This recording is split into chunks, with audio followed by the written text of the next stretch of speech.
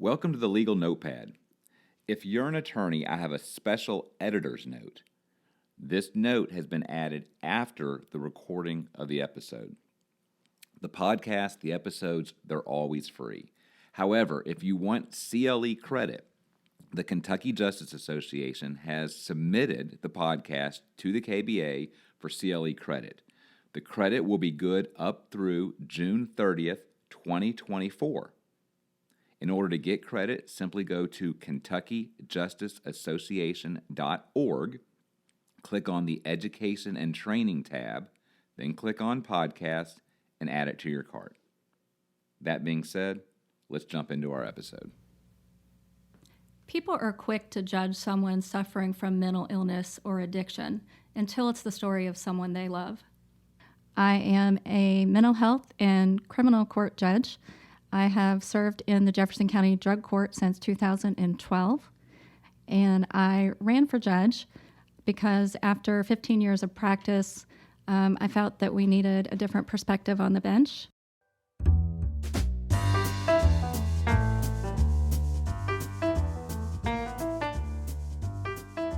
Welcome, everyone, to this episode of The Legal Notepad. My name is Rob Mattingly. I am here with my law partner, John DeCamillis, and you just heard the voice of our very special guest, Judge Stephanie Burke. So what are we going to talk about today? John and I get calls periodically in our law practice from family members whose loved ones have suffered from either drug and alcohol addiction or mental health issues, and they are desperately searching for a way in which they can help them, and they simply don't know what avenues they have. We get calls, people very emotional. Rob, John, where do I go? What can I do? And we're going to answer those questions today, and hopefully by the time you get done listening to this podcast, you'll have a route to really help those that need that help. So let me give you an idea of what we're going to talk about today. We're going to cover four main topics. I'm going to try to have us cover them in order so that everyone can follow them, and they are as follows. First, we are going to talk about addiction, and if someone has a alcohol or a drug issue, but they haven't been charged with any crimes. The court system has not yet gotten involved. How can a family member or a loved one get that person help? So that'll be part one. Then we'll move on to part two, continuing to talk about addiction, again, drug and alcohol, but this time under a scenario in which someone is in the court system. They've been charged with a crime. Perhaps that's DUI, or perhaps that's possession, or some other even more serious charge, but it's an addiction issue in which they are already in court. Then we'll move on to part three for today. We'll move away from addiction, and we'll talk about mental health, mental illness, and what do you do if someone is suffering from those? And topic three will specifically be if someone suffering from mental illness issues is in immediate danger and they need immediate help. What are your steps? And then finally, we'll move on to topic four today, which will be also mental health issues, but a situation in which one of your family or loved ones is kind of a repeat offender. They have these ongoing history of in and out of care. What can you do to help them?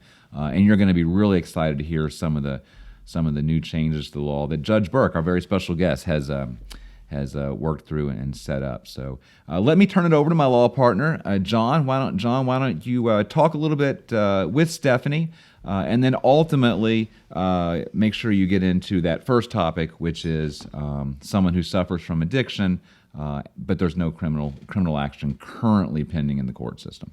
Today, what we're doing is we're taking it to the next step. Now we have a topic where you have adults that either cannot admit or accept that they have problems, whether it be addiction or mental health, and how their families, their loved ones, lifelong love, can help them grasp that, get them the help that they need, and then they don't hit rock bottom. They don't hit that crisis. They don't die from their disease. And that's really exciting because again, I know somebody out there is going to hear something like, I didn't know that I could do that through the court system. I didn't know it was that easy to get the process started. And these are families and loved ones that have been battling for ever since the child's 12 or 13 years old and started using and doing whatever they were doing. So all that said, that's my excitement. That's my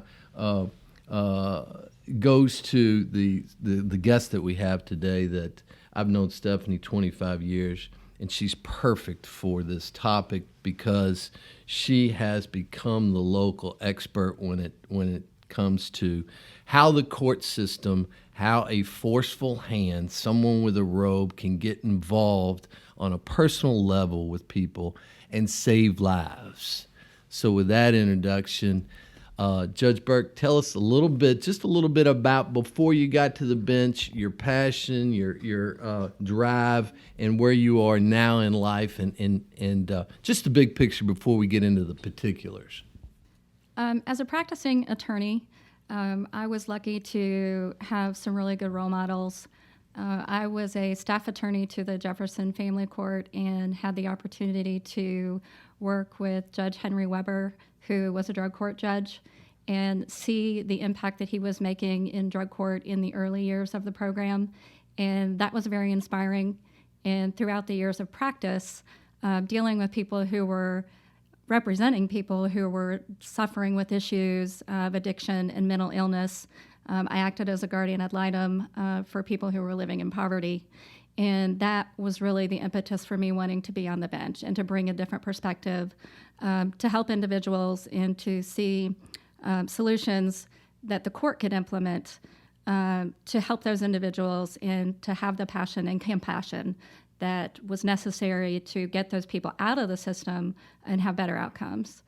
So in my time on the bench, I have been lucky to have the opportunity to be appointed to the drug court in 2012.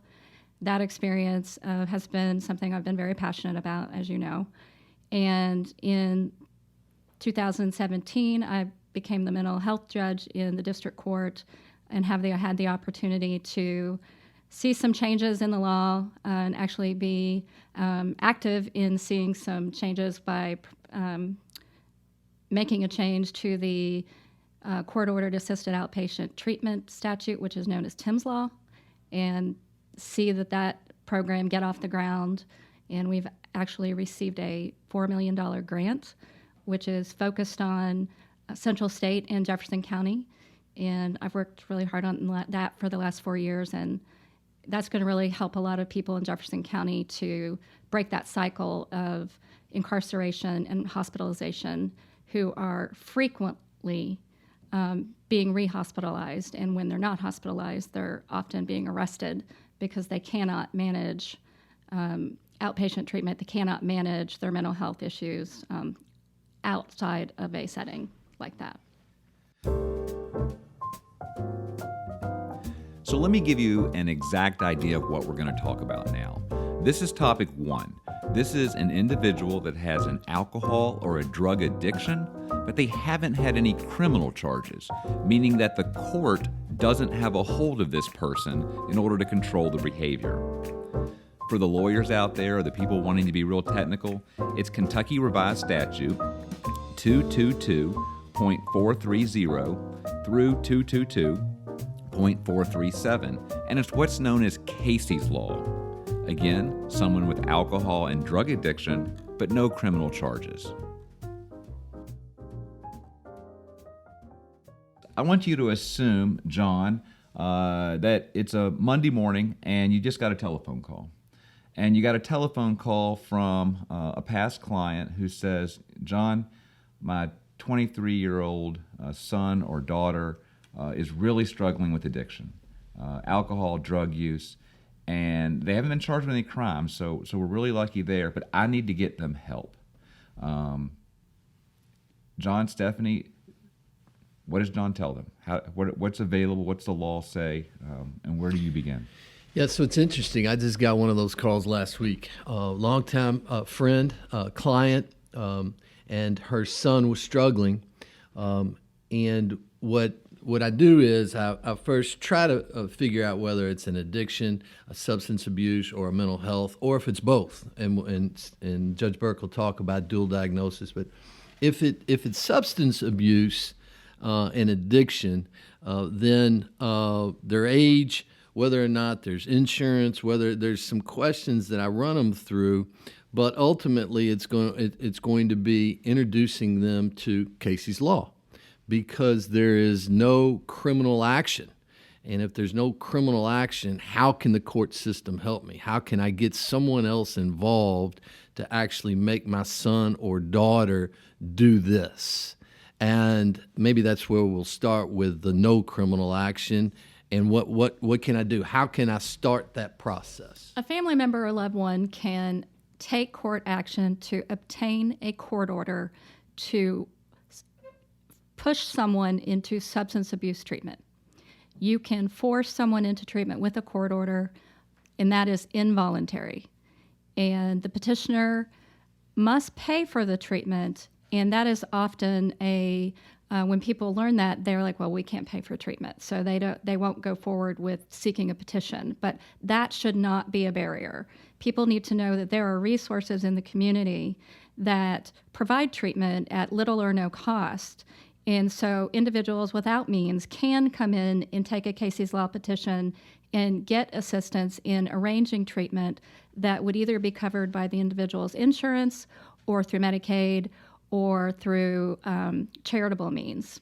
And in Jefferson County, we have a plethora of resources for individuals without means to get meaningful treatment for substance use disorder.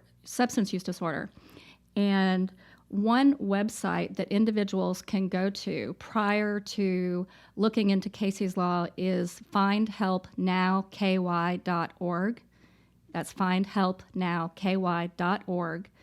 And you answer certain questions about your individual, about the person that you're seeking help for. You would ask whether they're male or female, what type of drugs they may be using, whether you're looking for residential or outpatient.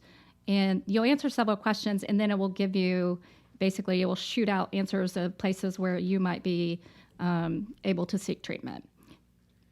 The law, which was enacted in Kentucky in 2004, actually stemmed from Matthew Casey Wethington's struggles with addiction that ultimately led to his heroin-induced coma that he died from. His family had done everything they could to convince him to get help, go to rehab. Unfortunately, in Casey's particular case, it didn't work because he ended up dying from his disease. Addiction is a disease. We recognize it as a disease now, a chronic disease. And for those that can't admit or accept that they have it, again, the help that they can get through these vehicles could be life-saving. In Casey's case, it wasn't, but Judge Burke, you've been involved in many that it has saved lives. And I'll say that Casey's mother, Charlotte, is an inspiration. I've met her on numerous occasions and worked with her in providing education to judges and individuals across the state about how to obtain assistance through Casey's Law. It is her life's mission to see that families are educated. You can go to caseyslaw.org, CASEYSLAW.org, and then look at Jefferson County and find how to obtain a Casey's Law order. It spells out the process for you. And many people do not realize that there is a way to get their loved one into treatment involuntarily. Lawfully intervene with the help of the court system to involuntarily court order these people into rehab. You're involuntarily committing them to treatment. The court can compel the person to engage in treatment, inpatient, outpatient, whatever is determined to be necessary. When the petition is taken by the loved one, the court reviews it and orders the person to be evaluated. That evaluation will say what kind of treatment the person is in need of. The court will order the person to treatment if they find that they are a danger to themselves or others and that they cannot manage without the treatment. There's typically a finding that they are at risk of death because without the intervention. And at that point, when they go to treatment, if they do not stay or if they do not complete, the order will last up to 360 days. If they are not compliant, the court has the contempt power to gain compliance. And that's a very powerful stick. And for the families that get involved, they now have the assistance of that powerful stick, the black robe assistance. And for the individual that is battling with the disease who has stayed out of trouble with the law, that may think, well, as long as I go through life and this doesn't happen to me and that doesn't happen to me, I haven't hit that point yet. They now realize this is serious. I mean, I'm in court. I have a judge telling me I have to do something, and it's not just a family or a friend that says, look, you might think about doing this. You have a judge saying you're going to do this. Most people who we see come before the court on a Casey's Law petition have gotten to the point where their personal relationships have been destroyed, their life is unmanageable, they're angry with the petitioner, and that's often a deterrent to the petitioners for coming forward because they don't want to damage that relationship anymore. But no one should be deterred by that because once your loved one starts to engage in recovery, normally within 30 days, that's kind of the magic threshold, that 30 days of sobriety, they start realizing just how important, and those relationships will start to repair themselves. And so if someone is deterred by the fact that this is going to upset their loved one, we had 600 overdose deaths in 2020. That's up from 218 in 2015. So there's an opioid crisis. That epidemic did not go away because of the coronavirus. We have those two epidemics have collided, and one has made the other worse. Because of the isolation of individuals who are in recovery or trying to gain sobriety, they are not being as successful, and so there's a much greater incidence of relapse, and overdose deaths have increased over 60% in Jefferson County in the last year. So do not let that be you or your family. Please come forward if you feel that you are at that point that you need to get help for your loved one. The court is here to assist you, and this law is aimed to help you avoid being in that position. One's addiction attacks your brain, and if you are not thinking clearly. If there is a period where 30 days, whatever it may be, the person can come out of the delusional thinking and actually realizes that, hey, I need to do something about this, or not only is my family going to leave me, and not only am I going to end up under a paddock somewhere, Judge Burke's going to put me in jail again, and I'm going to sit in jail. And that's what you're talking about, that period where the person actually will now accept whatever you're telling them to do to get help because they're able to admit that they have the problem. I can tell you that in my experience as a judge and in many years of dealing with this through drug court and through Casey's Law, that I have seen hundreds of individuals who were absolutely defiant and refusing to engage in treatment move from that position to a point of sobriety and success and turning their lives around completely into a point of such total gratitude for what their services and the help that they received.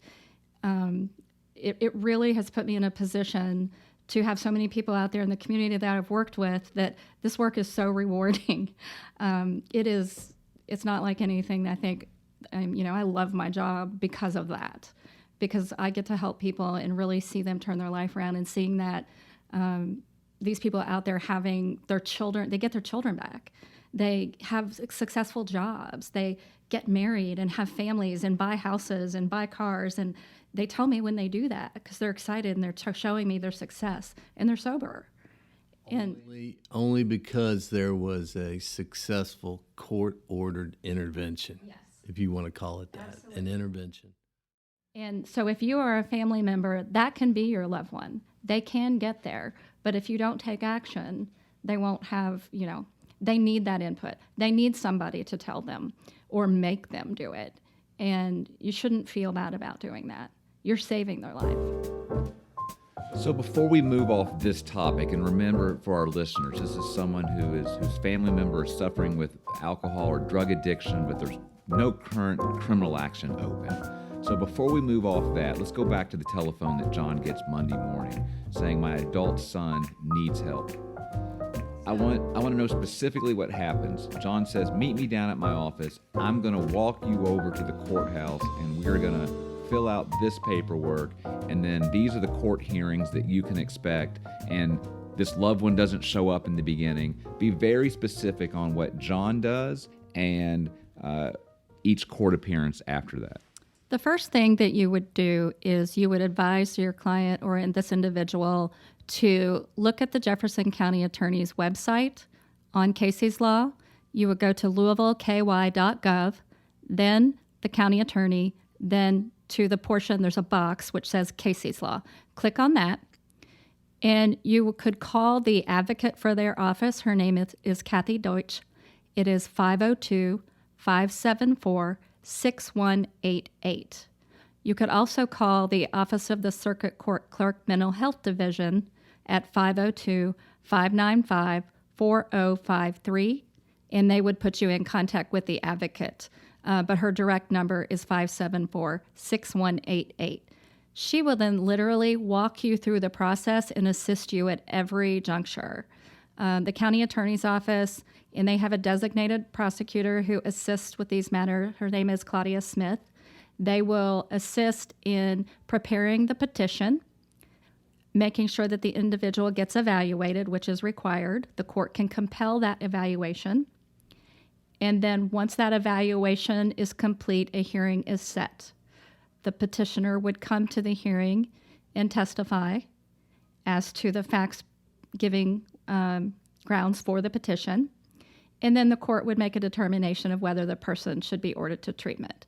And I would say that almost always when someone has at that point that they bring a petition, there's the need for it.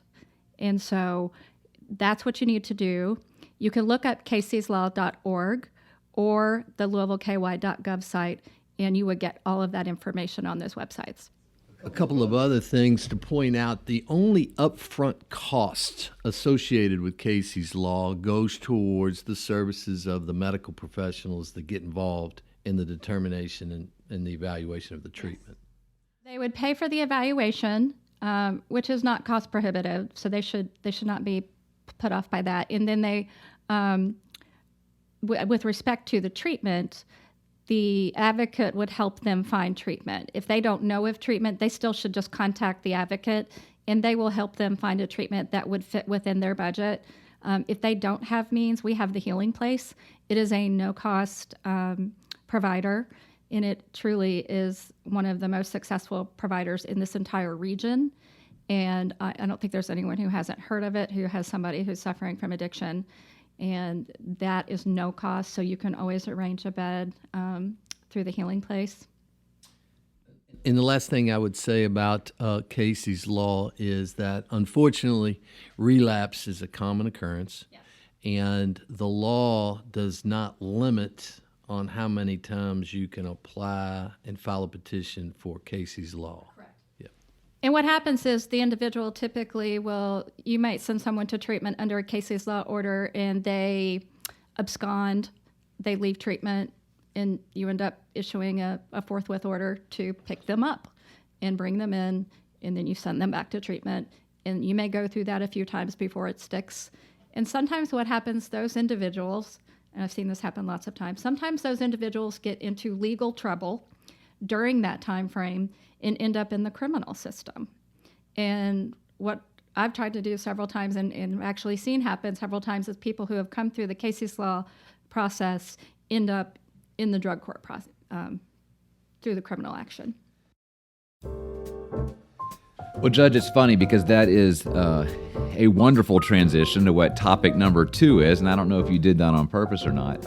But for our podcast listeners out there, we're going to move on, and here's what we're going to talk about now. Now we're talking about a situation. John, my law partner, gets a phone call on Tuesday this time, and it is someone's loved one that has gotten charged with a crime. Maybe it's something like a DUI or possession of marijuana, but it may be something much more serious than that. But it's drug or alcohol related. So they've been charged with a crime. They now have a court date. Okay, so we're not talking about Casey's Law, an involuntary submission to the court. We're talking about someone who is now mandated to go to court because they've committed a crime or allegedly committed a crime. But there's a addiction component. John, what do you tell that person? Ultimately, when you get that person in front of a prosecutor and you're standing before Judge Burke, what can you do to help that person? Yeah, so either the individual, him or herself, the defendant, suggests to me that there's an addiction component, or the family close to them, will suggest that it's something bigger than just this criminal charge. And if we don't get a hold of this problem right now, this is going to become a common occurrence. Or you keep seeing the same thing, possession of marijuana, and then it elevates into a possession of heroin. And then you're sitting down with that particular person. And what I try to do is, or the caller, the parent, is there a problem? Can we do something about the problem? Well, now that they have actually been charged and they're in court, we have an avenue that Judge Burke is very familiar with, and that is drug court. And if they're serious about doing something about their addiction, their problem that keeps them coming back to court, or in this particular case, first or second offense, and now they realize that there might be a problem, drug court's there, it's an avenue, and it works. Drug court works. If you have a Class A if your loved one or you have a Class A misdemeanor or a felony charge pending, or you're on probation for a Class A misdemeanor or felony charge, you could be eligible for drug court. You would have to be assessed, and there would be a determination if you're eligible. If you're accepted into the program, you're typically determined to be high risk, high need, meaning you may be unemployed, you don't have stable housing, you've had numerous contacts with the criminal justice system, and they'll ask you a lot about your personal life when you do that assessment. And typically they have damage to their relationships and their life has become unmanageable. We have found, and all statistics show, that the higher risk, higher need that the individual is, the more successful they are in drug court. So the more your life has become unmanageable, the more likely you are to be successful and to benefit from the engagement with drug court. And what drug court does is we provide resources and case management support and clinical services that someone who is in the midst of their addiction does not have the capacity to do on their own. You have seen in typical plea agreements where someone is ordered to go get treatment and come back and tell us you did it. Well, that's just not realistic, because most of the time they don't come back because they don't do it. And so we've got thousands of bench warrants where individuals just don't come back. They don't come back until they get arrested again. And that cycle is not helpful to the individual, and it's a burden on the criminal justice system. Let me take you back to when they're going through the process of whether or not they're going to be accepted into drug court. They have to agree to it. Correct.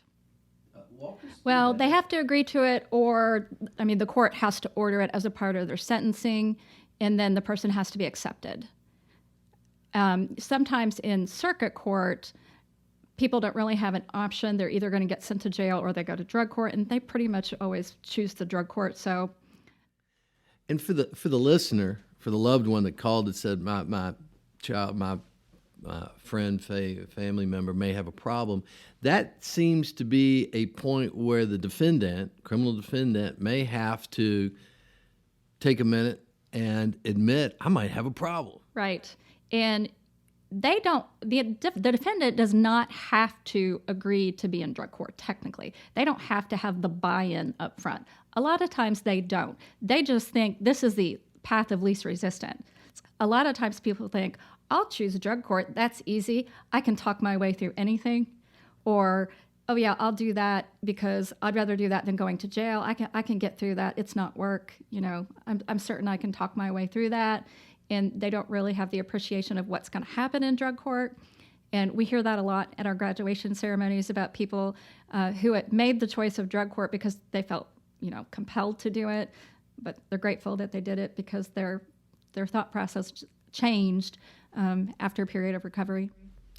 And success through drug court, I don't know if I'm getting ahead here, but success through drug court means that not only have they admitted, accepted treatment, done something about it, changed their path in life, but it also means whatever criminal charge they had will ultimately be expunged. And no record? Typically, depending on what your plea agreement is, a lot of times what will happen is if it's a misdemeanor, you may have an agreement that if you successfully complete drug court, that at the end of that completion, that your plea would be set aside and your case dismissed. That could also be the agreement in circuit court on a felony. You could have an agreement that you would just be probated to drug court rather than ever being sent to prison. I've had individuals on my drug court docket who have had 10 or 15-year sentences hanging over their head, and they were given the opportunity to do drug court and were successful. And so they avoided going to prison for very long sentences, and they were successful in recovery and are living successfully sober. Motivation. It can come from all different places, but again, you have the court intervening and motivating you on getting help and changing your life, saving your life. Saving your life. A lot of times we find that individuals who are homeless, because most drug addicts become homeless and without any financial means, and their physical and mental health has deteriorated. They may have very serious medical and dental needs, and all of their relationships are destroyed. So they have burned all their bridges. There's nothing else. They don't really have any other options. And that's the person that we have the most success with. The very first thing we have to address in our program immediately, somebody might be in jail, and the day they take they will take the agreement and agree to come to drug court. The very first thing we do, maybe before they've even agreed, is we find them housing. Safe, stable, sober housing. And that, we can't do anything else with them unless they're in safe housing. And so we find the housing, and then we start working on the treatment and what the individual's needs are. And that could be a wide array of things, depending on where the person is in their recovery. If we've had somebody who's been sitting in jail for some time and they have detoxed, then they're going to have a different need than somebody who has, only been clean or sober a few days and who is not in jail and out on the street waiting a sentencing, and we know that they just used last night. So we have people come in who literally are high when we get them, and we have to send them straight to detox. And so we just have to, each person gets an individualized treatment plan. And we have a team of a clinical coordinator who is a mental health professional with many years of experience. They have a recovery coordinator who is a therapist. They have a case manager who manages all of their appointments, manages basically everything going on with them and talks with them very frequently. And since coronavirus, and the fact that we haven't been able to have in-person court, our team has tried to have daily contact with all of our participants. Somebody from the team is contacting them daily, keeping really, trying to up the communication, because that connection is so important. The opposite of addiction is connection. And so we have obviously struggled without in-person contact with our participants. So we're trying to improve our services by having much more contact with them. There's no way we have enough time today to talk about all of those people that are on your team in drug court and how wonderful they are, how much they care. how much they take success stories to heart. But to those people, a shout out, because without them, it doesn't work.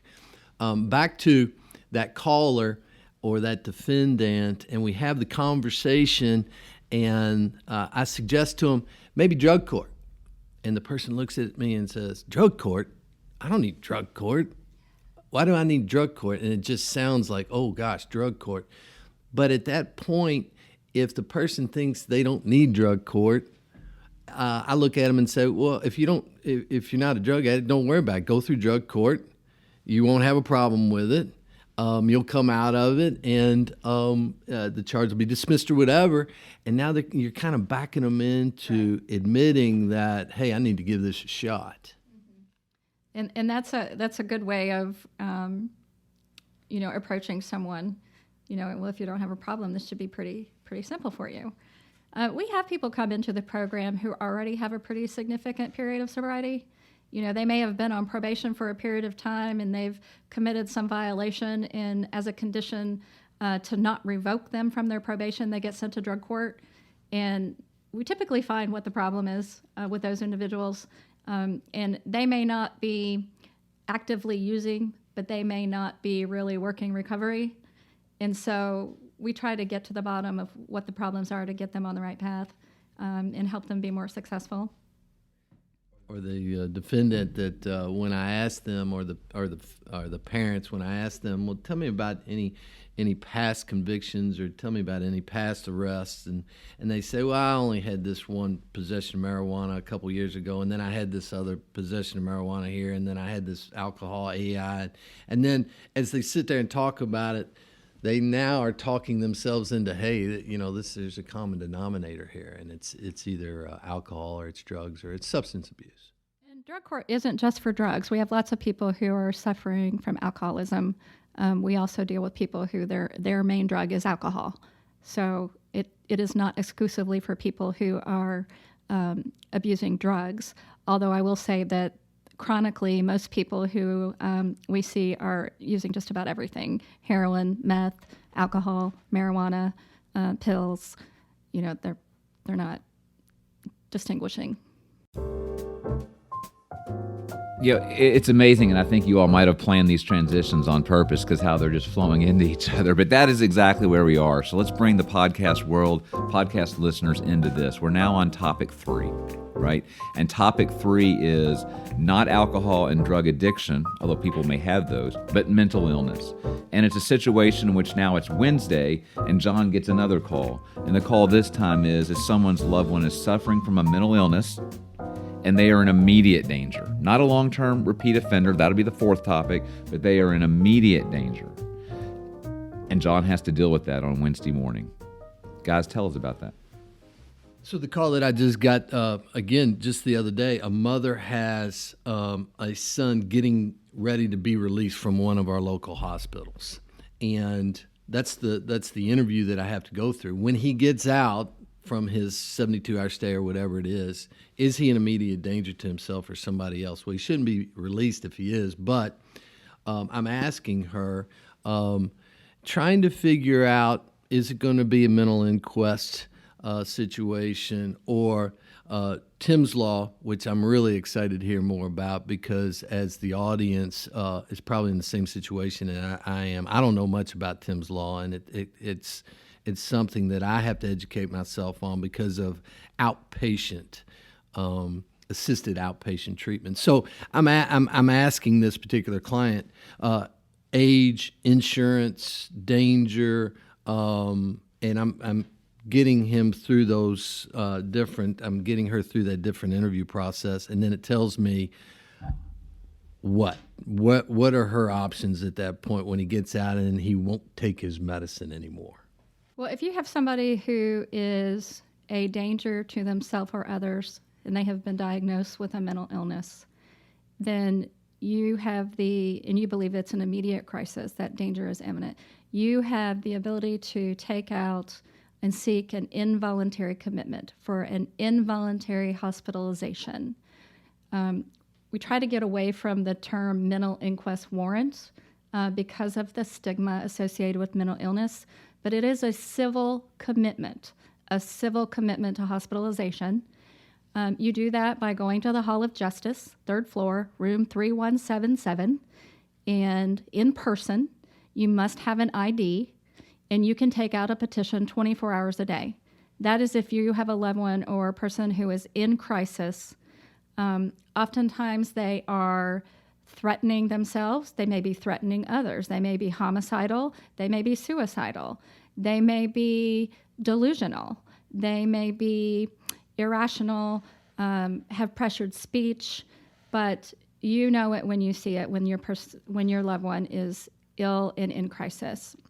And so a judge would review that petition and on its face determine if the person needs to be picked up and taken for evaluation. And then a doctor would determine whether or not that person would be kept for a period of time to be seen for a hearing.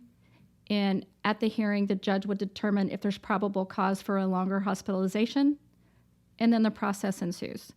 And a person can be kept depending on what was sought at the initial petition. Typically, it's up to 60 days. Most people stabilize before that and are released before that, but the goal is stabilization and safety of the individual and to make sure that they are well enough to be released. And then when they are well enough, they are released.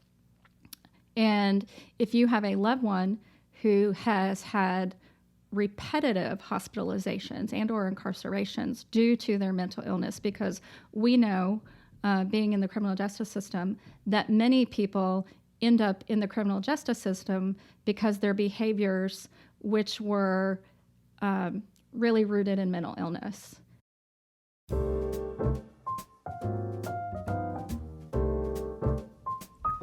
Okay, let me bring our listeners back in. We're getting ready to cover our fourth and final point. But remember what we've talked about so far. Point number 1, someone had an alcohol or drug addiction, but they had no criminal charges. Then we moved on to point number 2, alcohol or drug addiction, but someone actually had criminal charges, so they were before the court, and the court could control their behavior. Then we covered issue 3. In issue 3, we started not addiction, but mental health. And we talked about someone who has mental health issues, and they are in immediate danger. How do you help someone in immediate danger? And finally, point 4, which is where we're heading now. What do you do when someone's having mental health issues, but they're ongoing? They've been in and out of the hospital or in and out of the system. Fortunately, Kentucky has something called Thames Law. Again, for the lawyers or those wanting to be more technical about it, it's KRS 202A.0811. Again, Thames Law. And we're very fortunate that Judge Burke's going to tell us all about Thames Law, her involvement in Thames Law. So why don't we listen in and let her wrap us up. Kentucky's law, called Thames Law, is for court-ordered assisted outpatient treatment. Most people won't know about Thames Law or AOT, assisted outpatient treatment. It's a new law. It actually went into effect in 2017, but because there was no actual funding in the statute, it was an unfunded mandate. It really didn't get off the ground, and it wasn't really implemented locally or anywhere in the state for that matter. But in 2019, the statute was expanded to expand the criteria of who was eligible. And based upon the fact that Kentucky expanded their criteria, Kentucky received a grant from SAMHSA, the federal agency which provides services for mental health treatment. They awarded Kentucky a $4 million grant. The services will flow through Central State for the first 2 years of the 4-year grant, $1 million a year for 4 years. And all of this is stemming through Central State and Jefferson County. So what happens is if you have a loved one who has been committed under a mental inquest warrant, meaning by a court, twice in 12 months and had been hospitalized twice in 12 months under a court order, you can seek an order for them to comply with outpatient treatment. So you may have a loved one who keeps getting rehospitalized, but once they get stabilized, they get released, and they think they don't need medication anymore because they're well, and they go off their meds, and then they become unwell, and then they go back to the hospital, and that's a revolving door. And We're the 45th state to adopt AOT. And if you wish to take out a petition, most of these petitions are going to be taken while the person is still hospitalized. It'll be taken by the doctor or someone at the hospital who has identified that this person is someone who is not typically been successful at outpatient treatment, and it will order the person to comply for up to 360 days. So for the listener out there and for the client that called me 2 weeks ago, John, my son is getting ready to be let out again. And I know what's going to happen. He's going to go out there and he's going to get off of his meds. And the criminal justice system's not involved. He hasn't been charged with any crime, but he's 23 years old, and he's going to ultimately die because I can't get him any help. That's what we're talking about. A couple of questions in particular that she had for me. So the petition's actually taken out before he leaves the hospital? That's typical, yes. Typically, the petition is taken out while the person is still at the hospital. It doesn't have to be that way. A loved one can take out the petition themselves, so it can be taken anytime. But the way our grant is written, it's aimed at focusing on people who are in the state hospital and being stabilized and taking that petition before they're released, because they have shown that you have more success getting someone into an AOT program when they're stable and keeping them stable. And you said maybe a doctor can sign the petition. Would that mean that this particular mother goes and gets the petition and takes it to the hospital and sits down and talks about? No, typically the hospitals know about this process, and they're learning about the process. But if you have a loved one, typically if you're here in Jefferson County, they're probably at U of L or Central State or Norton's, and we're probably talking mostly about people who would be at Central State. You could talk to the providers for your loved one at Central State and ask them to seek assistance under AOT. For the listeners, Casey's Law was named after an individual named Casey. Tim's Law, Tim Morton, was repeatedly hospitalized, psychiatric hospitals. He would stabilize, then he would be released, and ultimately would end up dying from his mental illnesses. That's the background to Tim's Law, that particular individual. And there's been strong support for passage of Tim's Law. When it passed in 2007, I believe they had 4 attempts in the state legislature before it finally did pass in 2017. And the mental health advocates were, cheering that victory to get AOT in Kentucky. Unfortunately, it's just now becoming a reality. This is a big step for us. This will really change the way the seriously mentally ill are treated in this county, in this state. And so trying to educate the public that this is something that is available to the seriously mentally ill is important. Does it cost that parent any money? No, there is no cost involved. If the individual is insured, then under the grant, people would receive treatment under the grant through 7 counties. Most individuals who we see who are coming through this kind of revolving door are Medicaid pay, so they would be getting services through Medicaid anyway. And so we would engage with the provider or their typical provider, whoever they're getting services with already.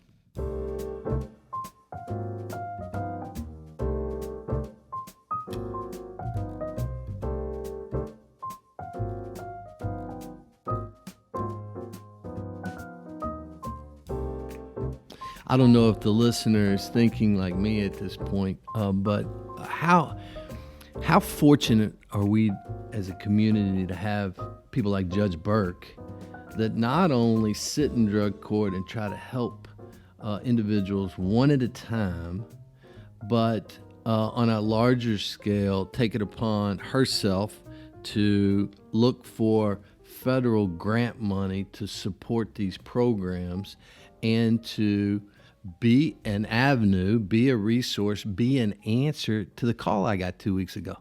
which is I can tell her this is what you do. Whereas if you hadn't done all that, this AOT and this federal money wouldn't be out there, would it? I have been very passionate about seeing this program get off the ground. So I have worked very hard to see that we expand the statute.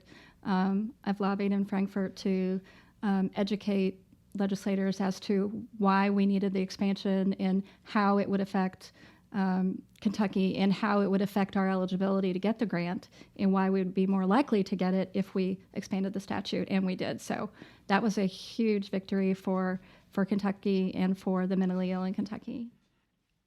And you think about, you hear these politicians talk all the time about what they would like to do about recidivism and what they would like to do about helping people that continually find themselves involved in the court system.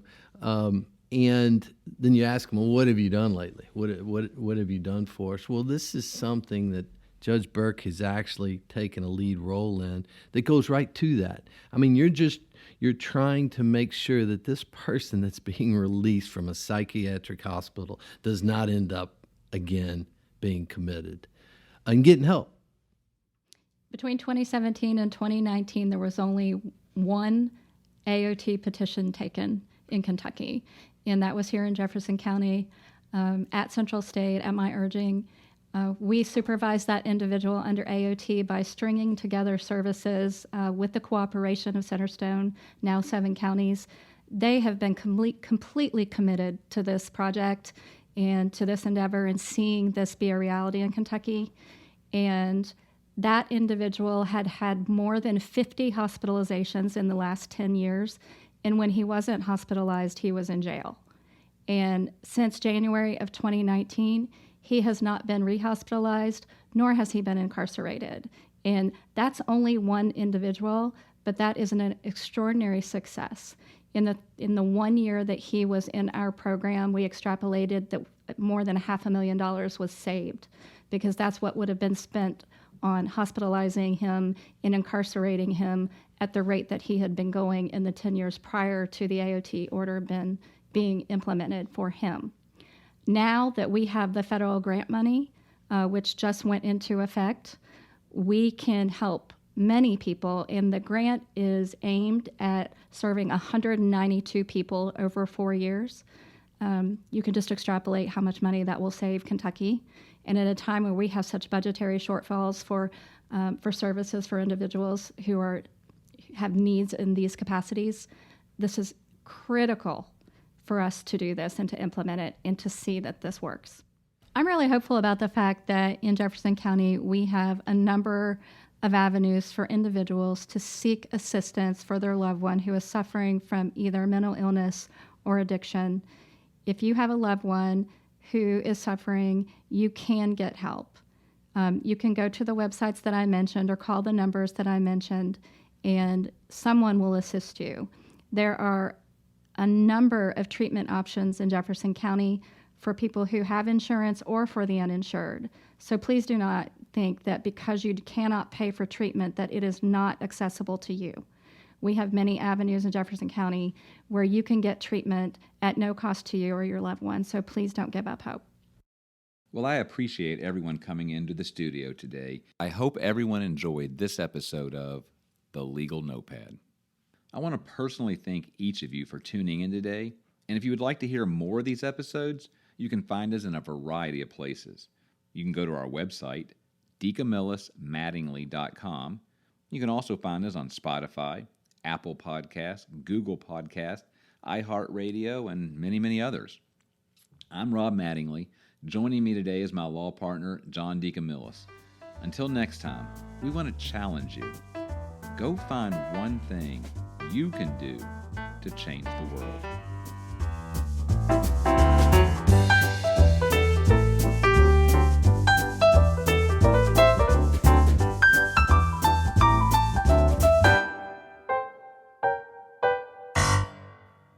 And just a reminder to all of our attorneys, these podcasts are always free.